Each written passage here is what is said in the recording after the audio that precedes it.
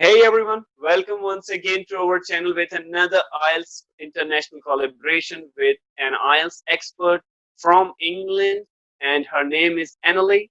Hi Annelie, we are Hi, very glad to Nawab. have you. How are you? I'm very well, thank you. How are you? I'm doing absolutely good. So let me introduce my viewers about the topic today.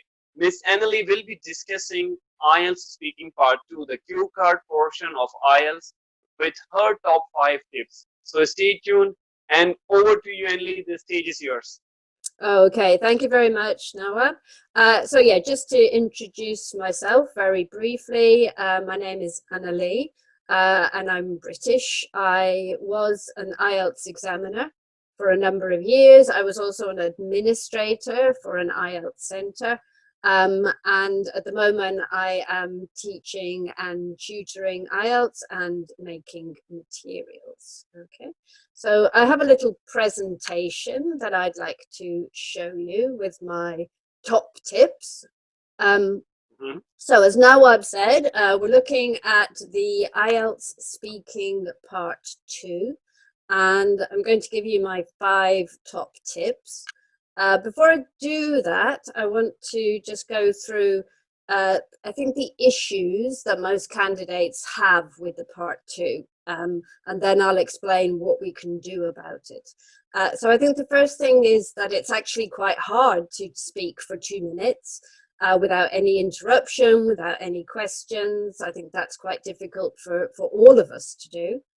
And I think the other thing is that sometimes people misunderstand the point of the task. And that actually leads them to have more difficulty with the task than they actually need to. Okay, so let's look at our top tips.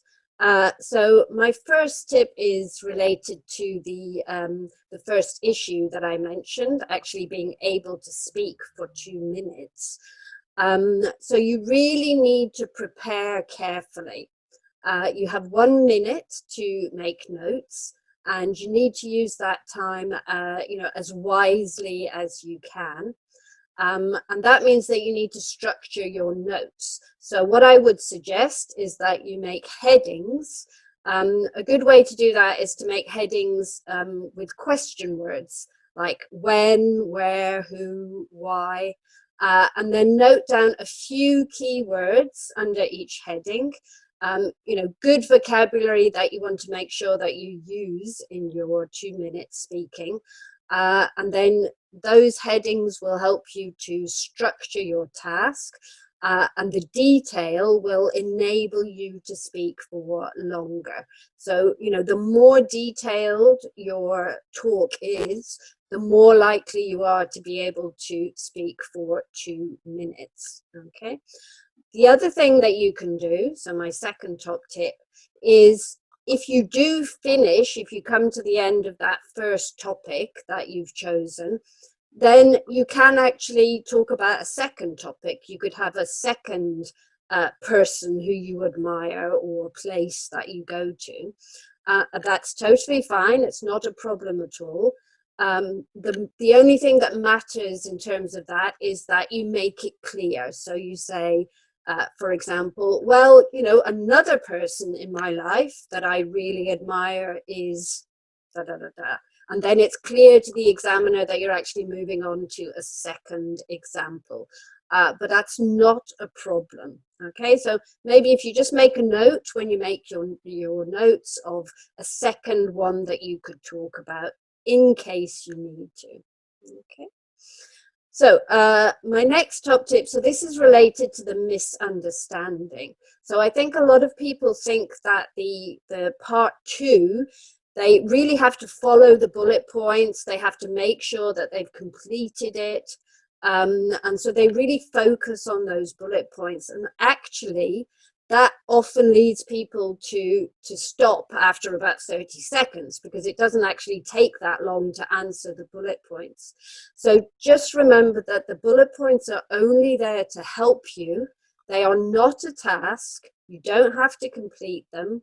And actually, that's probably going to cause you problems. So instead of focusing on the bullet points, focus on the headings and the notes that you make in the 1 minute. Also, you don't have to finish. There's no completion. You just have to keep talking until the examiner stops you. Okay. So my next top tip is to do with the fluency. So again, a bit of a misunderstanding in terms of the fluency. This doesn't mean that you have to speak very, very quickly. Fluency means speak at a steady, even pace. And that means that it's very easy then for the examiner to follow what you're saying. Okay, so don't rush. Again, if you rush, you're going to finish more quickly. So if you speak steadily, you're going to be able to speak, you're more likely to be able to speak for that full 2 minutes. All right. And finally, this is really thinking about your preparation before you go into your test. So, there's lots of different topics that you can be asked, but they tend to fall into certain categories.